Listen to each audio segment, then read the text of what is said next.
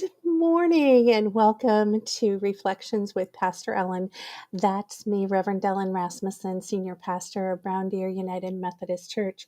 My pronouns are she, her, and hers, and it is a great joy to welcome you to this time together. My apologies that we're late, as you may have noticed, but I forgot to go live.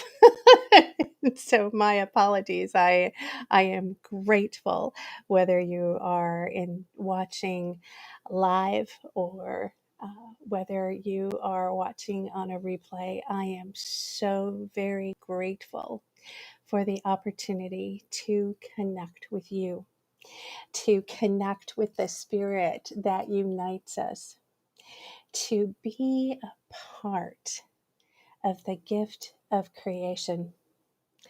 We are beginning a new worship experience, new series at Brown Deer, Beguiled by Beauty.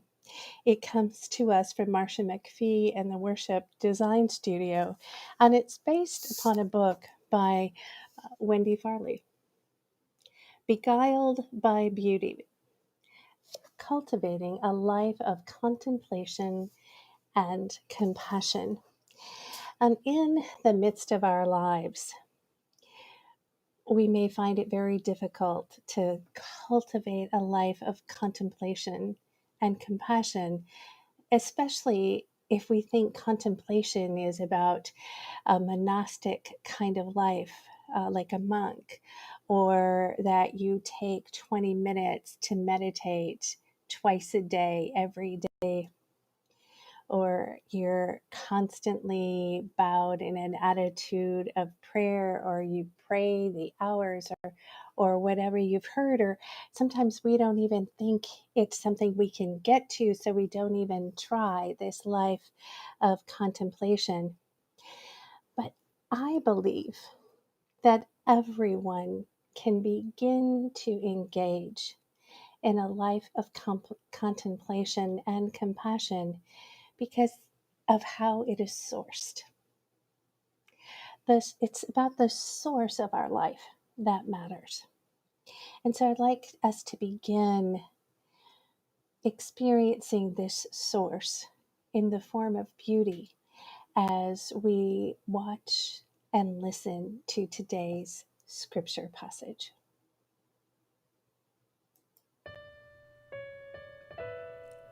Look to Assyria, once a Lebanon cedar. Beautiful branches, dense shade, towering height. It is top among the clouds. Springs nourished it, and deep waters made it grow tall. Their streams flowed around its base, sending their channels to all the trees in the countryside. So it towered high above every other tree of the field. Its boughs grew larger and its branches extended out, nourished by an abundance of water. All the birds of the air nested in its boughs. Under its branches, wild animals gave birth to their young. All the great nations thrived in its shade. It was majestic in its beauty, with its spreading boughs, its roots reaching deeply into an abundance of water.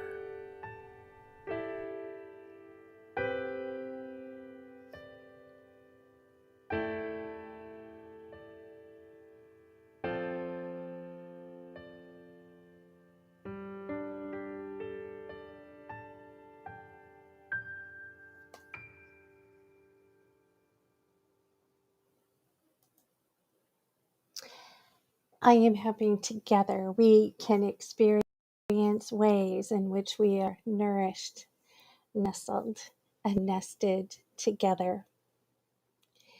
Beauty is something that can unite us. And I'm not talking about beauty in essence of the beauty industry, how somebody looks to some mysterious standard, whoever set the standards of beauty on the world, but the beauty lies within the reflection of one's soul, and beauty is what unites the world. Can you find beauty where you are right now, I believe you can. Whether it be the beauty of something refreshing to drink, or you look out and you catch a bird or a butterfly flickering by. At one point in my life, I had a gorgeous backyard with a patio that was connected to this flower garden. Actually, I should say a plant garden, because it seemed to be designed to attract butterflies and bees. And I love to watch them flick among the flowering plants and to watch the work of the honeybee, especially. And I could get lost in the movement of butterflies and bees, and when the gentle breeze came in and the plants rustled, as I could also look upon the lawn, and occasionally I would be blessed by deer and was so touched by a mother and her fawn. Moments that I felt of incredible beauty that were soothing to my soul.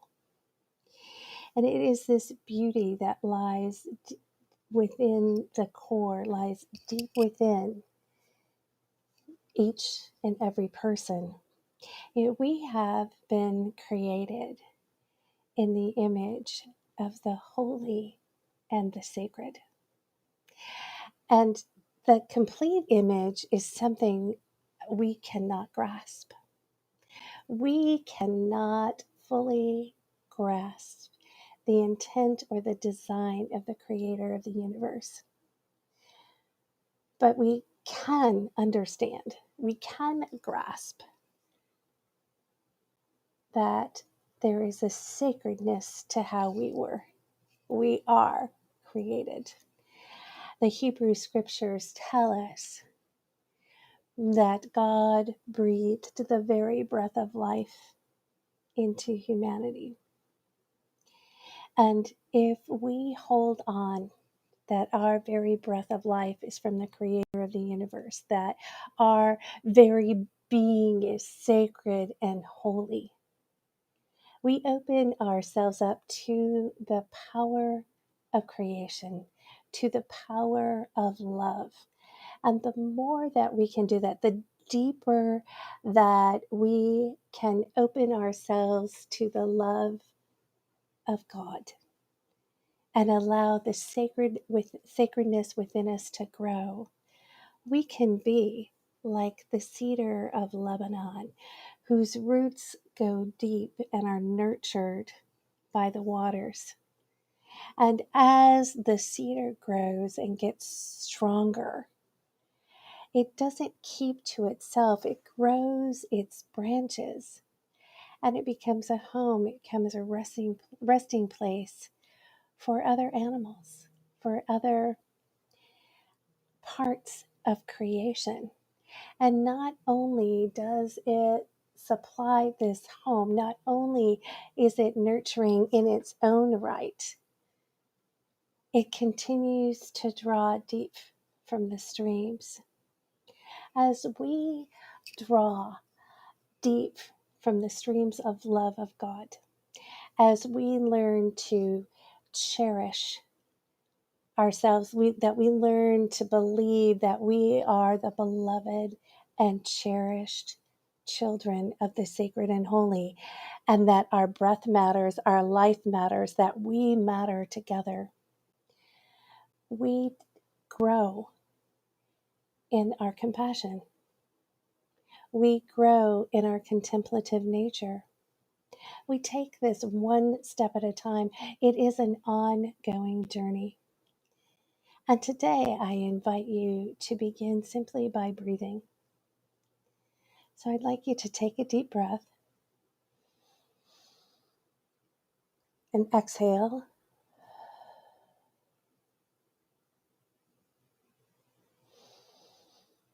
Again. And there's two phrases that I'd like you to do in taking double breaths. When you inhale the first time,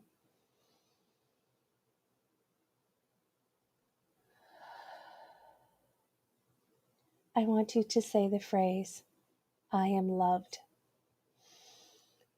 I am loved. And the second phrase, I am enough.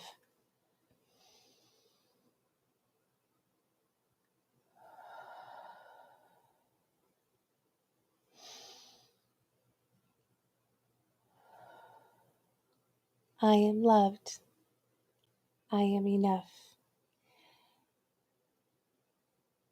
When you have a moment during your day, I invite you to be intentional about your breath.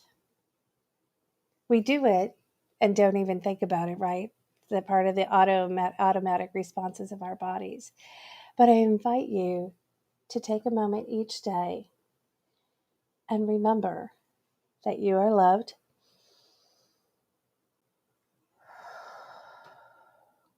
and you are enough.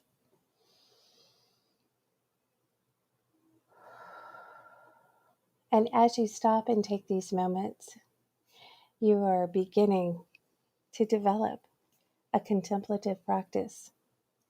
And as you begin to be restored, because the source of the love for you is infinite, it is beyond measure. You are precious and honored in God's eyes. You are loved. There is nothing that can interfere with the love that God has for you, because it's God loving you. Now, you can reject the love if you so choose. You can say no, but the love is there waiting for you to say yes. And so I invite you in our cultivating contemplation and compassion journey to begin with loving yourself, to appreciating the beauty that is within you and around you.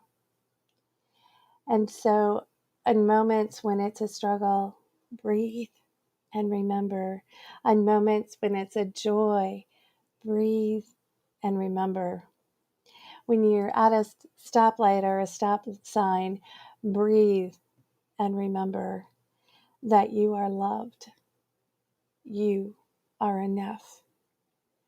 And so, as we come and we learn and we love together, we will make an impact, a transformative impact in our lives, our families, our communities, and beyond. As we love and become more compassionate, we become more justice oriented, more peace oriented, more beloved community oriented.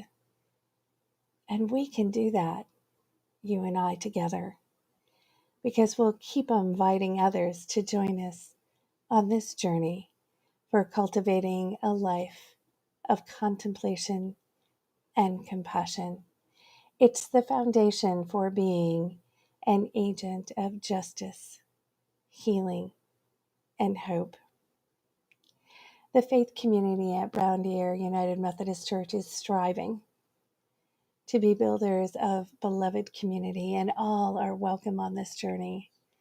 And we realize that with each and every one that comes to the table of life, that comes to the table of grace, the table of love, we are all transformed by the gifts and the beauty of each other. I am grateful that you choose to join on Sunday mornings or whenever you watch for a time of reflections with me. I thank you for supporting the ministries of Brown Deer United Methodist Church.